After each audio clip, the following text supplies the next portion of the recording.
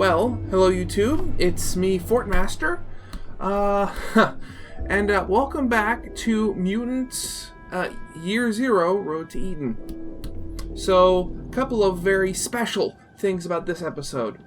One, this video is the first time I've played the game since July, if I remember correctly. So, obviously haven't played it in a while. Why? I had a big enough backlog where I didn't have to play it immediately. Then Henry Stickmin came out. Then Wasteland 3 came out. And it was kind of pushed onto the back burner. Other than that, what else is going to be very special about this episode is, for this episode and half of the next episode, I didn't realize I didn't have my mic plugged in. So, for this episode and my next episode, the webcam and my audio are going to be recorded after the fact, which means, most likely, once I finish editing this video, it's actually going to be a lot shorter, because obviously there's not going to be the parts of me just talking, and I'm just going to kind of edit towards, when a character is talking or something's actually happening in the game.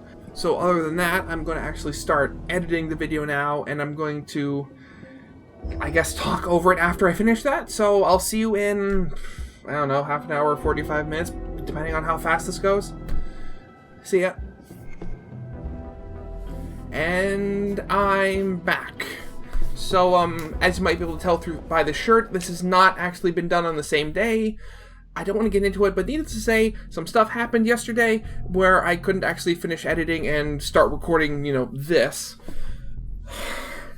But other than that, we're beginning off this session by going to the Grog Den.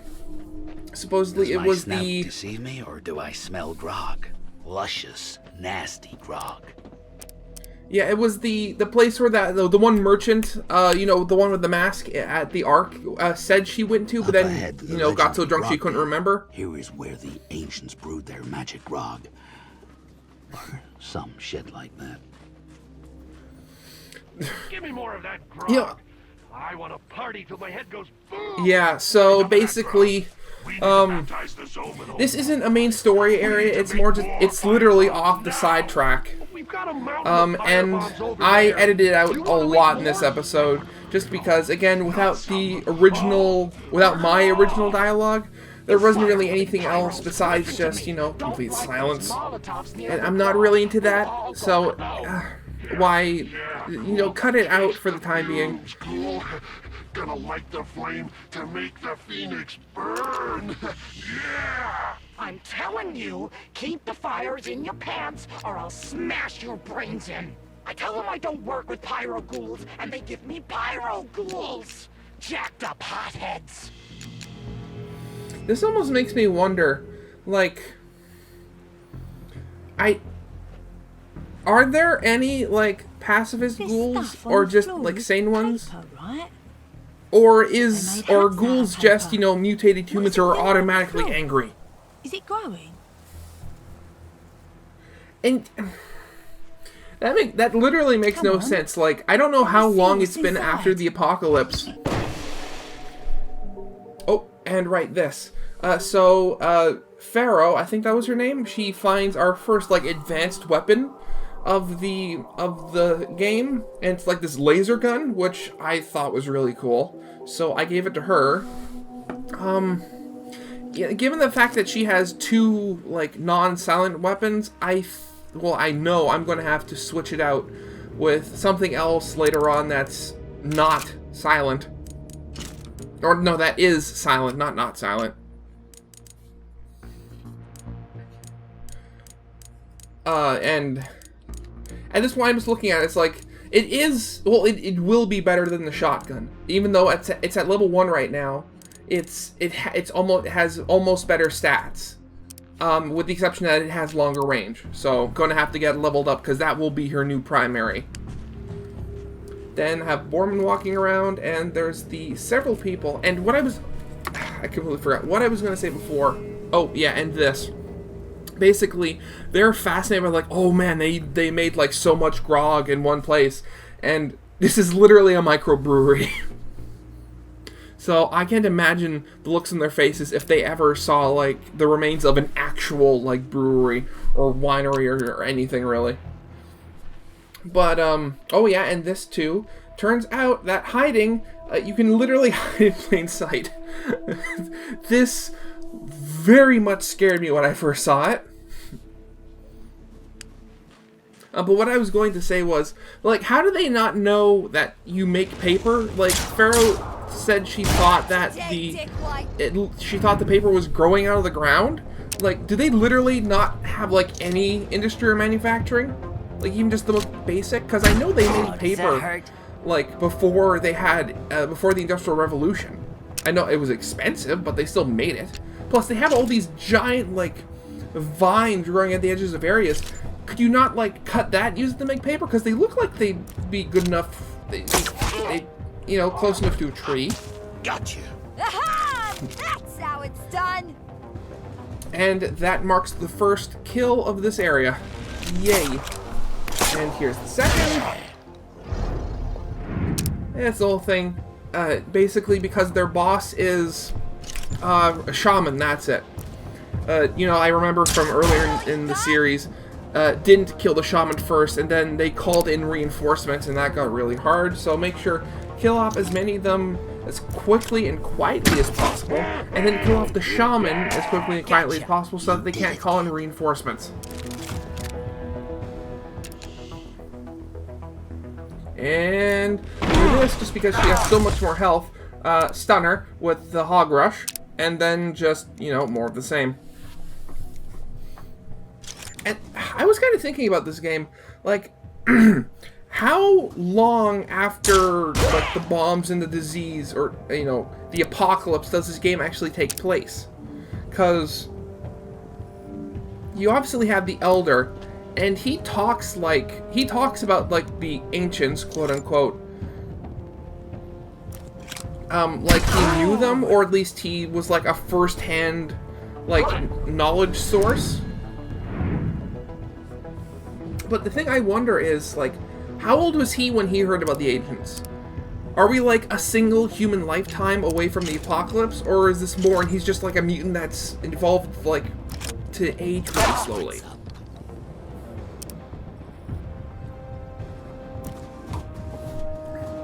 I don't think... Wait, if they answer that, I don't know. We haven't gotten anything yet. Sorry. Just had breakfast a while ago and Was a good kill. burp. And there we go. The shaman is dead. And now we don't have to be as careful, and we got a red eye. So, next, since there's only like 3 of them left, and they're not moving apart, you don't need to be stealthy. Plus, it'll be more effective if we're not stealthy. Make sure we just get the upper hand, quite literally at this point. Yes, the enemy heard us. The enemy heard us firing them with an assault rifle.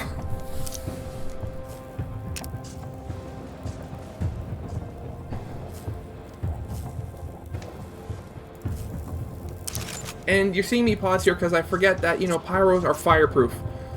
Somehow. So, obviously, it's Don't it? not going to work.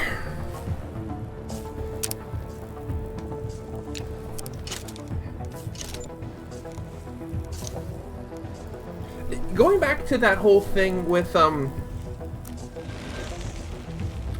like how long the apocalypse has been, like, I remember watching that special from History Channel. What was it, Life After Humans, or After Man, or whatever it was called? And they talked about, like, how, like, everything we would build would how long it would last, given if we just, like, disappeared one day. And they said that, like, a lot of the stuff, if I remember correctly, a lot of the stuff that we built, like normal buildings, would probably disintegrate, or probably, like be completely flattened without maintenance within, like, 50 years to a century. And given that we in this game we still have, like, actual buildings, like that barn, a wooden structure that is still standing, this can't be that long after the apocalypse has actually happened. And it's been this little, like, nagging thing at the back of my mind where I'm trying to do the math in my head, like for like how things would actually work. But then again, what if that barn was like made of cedar? Because I know, like, at least for shingles, cedar makes a really good shingle because once it's been dried, it won't rot. The only downside is it is extremely flammable, which is why dry cedar is also very good kindling.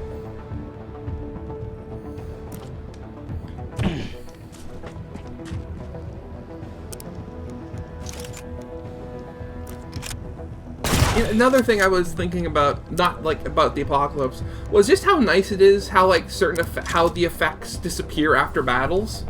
Like, I don't know how, I can't tell you how annoying it would have been where if you threw a Molotov and the flames still persisted after the combat was over, and you accidentally walk through them, or a partner walks through them and they start getting burned by it. It's so nice that the fire like disappears after the combat. And I also think it's a really cool application of smoke grenades where somehow smoke puts out fire. I don't understand the logic of that, but it is very helpful. Over here. We're low on supplies. Let's get some more. I know a few spots in the zone where we can get some stuff. Wow. Look at all these Molotov cocktails. Want to light one? Just to see what happens? That is a nonsensical line to me, Look, purely these for grog the... makers, they're huge. Yeah, again, how would they react to an actual industrial brewery? But as I was saying, like, how you know what a Molotov is. You've used them multiple times. Machine, yeah? Thick armor and big teeth. Yeah, of course. It's stereotype of like people in the future not understanding the past. Guarding the entrance to the Not understanding that it's a farming machine. Though, then again, if I'd never seen something like that before, I could think of it. Though, armor, I mean, I'm pretty sure the outside of that is covered in either sheet steel or plastic. Watching us, you right? So shut up and get back to work.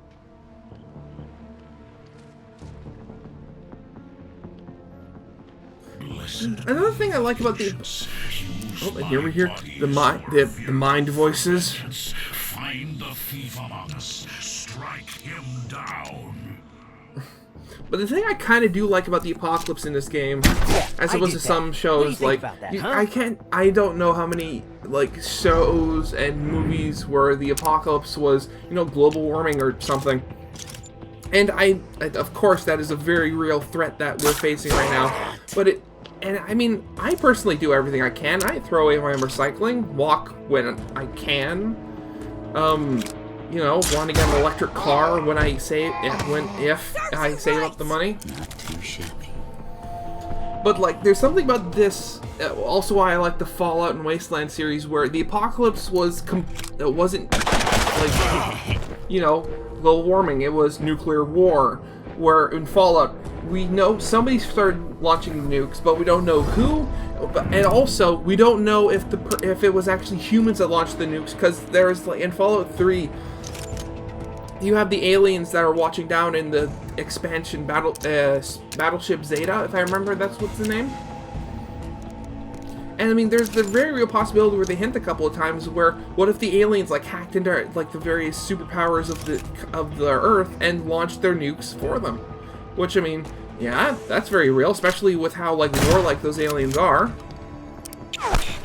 And then you have here in Mutant Year Zero, where of course, yes, there is the nuclear war, but that wasn't what started the apocalypse. It was the disease, which, given what's happening in the world right now, you know, kind of makes that slightly less awesome. But it's the whole thing where, like, I like the layers of dominoes where, like, yes, people start going nuts and people getting angry and anxious about the apocalypse, or not what they don't know is the apocalypse yet, and then it's sort of like things get worse as they get piled and piled and piled on top of each other.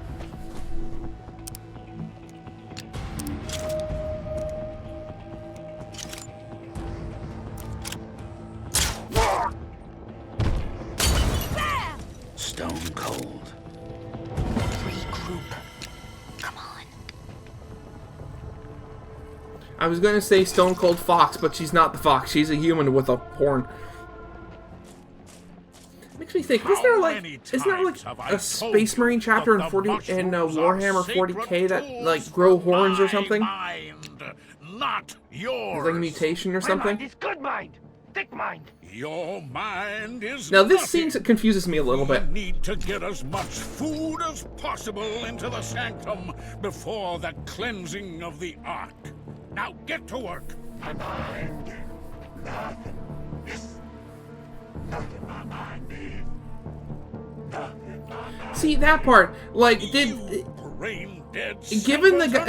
the way that like the butcher or some, I'm completely forgetting the name of the enemy now, but given like how he sounds, you would think that like the brother, what was it, Lundgren, used his mind powers on them to like get him to think that. But then given Lundgren's reaction, it was like, no, you are just being stupid. Stop, get out of my face. Here steals mushrooms will be punished severely. You have one job. Over here. Yeah. Who needs a public address system when you have mind I powers? told you. I turned around and... Where's the robot? You want to get me into trouble, do you? You have a robot do that. I won't have to be killed.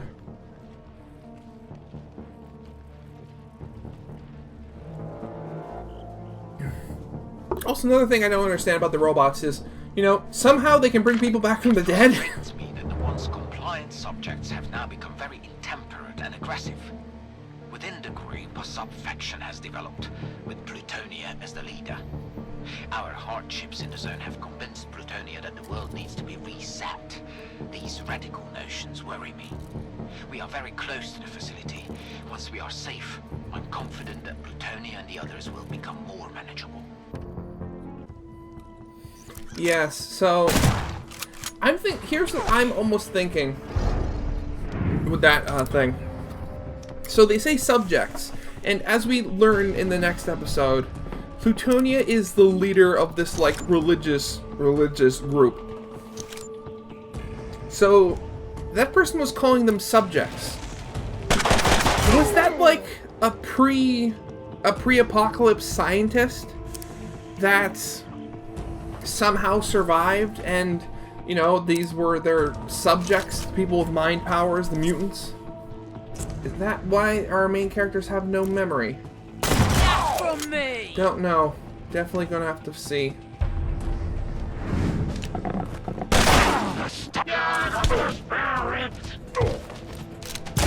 And at that point, it was funny because I didn't remember that Borman's armor keeps him from getting stunned. So if somebody charges him with it, just like with the tank, they just fall over and just like, ah! It's like, what's happening? Another thing I just realized, I didn't think of at the time. I don't actually know how armor works in this game. Like, I know in like other games, I know in other games where you'll have armor, like if it's body armor, it will like take a reduction to damage. So, but it doesn't seem to reduce damage at all. So I'm thinking that armor in this game, instead of reducing damage, it blocks all damage up to a threshold. Like you see Borman, he has armor that's like, that has like a value of like, I can't see from here, 2 or 3. So I'm thinking like if he gets an attack that's only like the equivalent of that, does it block all of that damage, and only once it goes over the armor level does it actually start like doing damage? Possibly. I need to learn about that.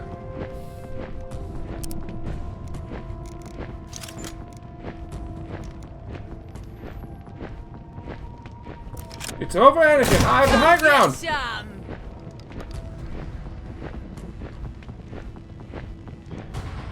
Again, it still bothers me that they don't have like that. It's like moth wings or something.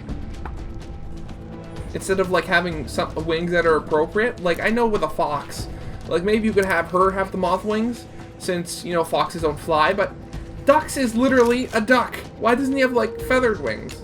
It's so weird. Oh, and this is the first time we get to use the laser gun. What do you think I think it's very nice. I also wonder why she has an English accent. But that's really meaningless in the grand scheme of things, isn't it? Bullseye. And you're dead. Now, skipping forward a bit of time, we now are taking care of literally everybody else. Since they're so close, we can't really do it stealthily.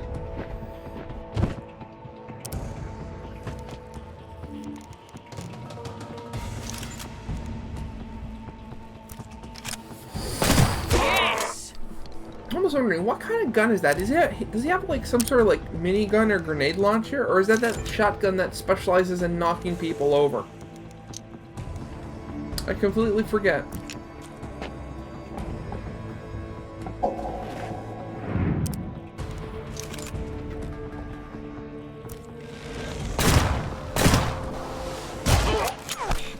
Enough. You did good.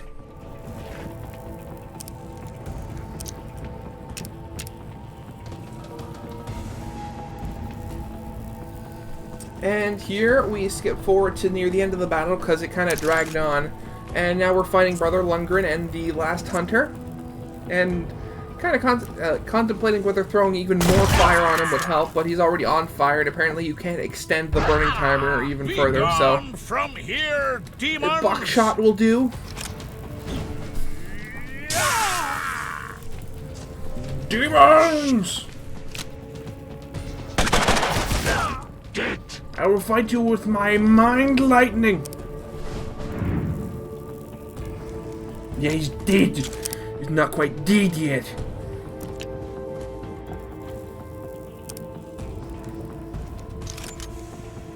I'm wondering, did I use a frag, or did I just? Yeah, I think I just shot them.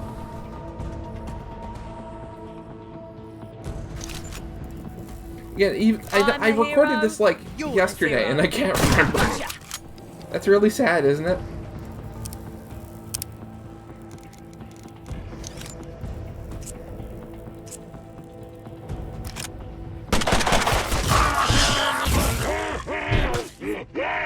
You know, I forget, like, I don't think this game was made by, like, a, oh, and the reason why the Hunter Sect died there was basically, Brother basically did... Let them fill up their bellies. Basically did the XCOM sectoid thing where they kind of, like, chained up to give the other one power, but if you kill the one at the origin of the chain, it, you know, kills everybody that's connected to the chain, so... A disaster, maybe. Yeah, prize time. And then I don't understand that line that she said, more through the fact that I didn't understand it through her accent. Did she just say that ghouls don't eat? Because then that just raises a whole lot more questions. I'm going to assume that she's not what she said, and more the fact that the ghouls couldn't eat this much.